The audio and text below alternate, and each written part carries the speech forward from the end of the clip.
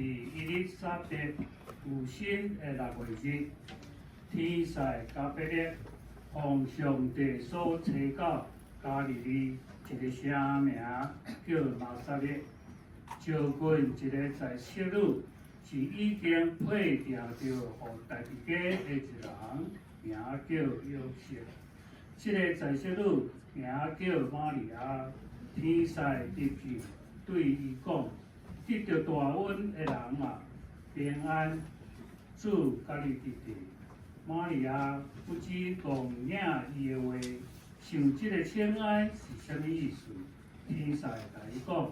玛利亚无得惊，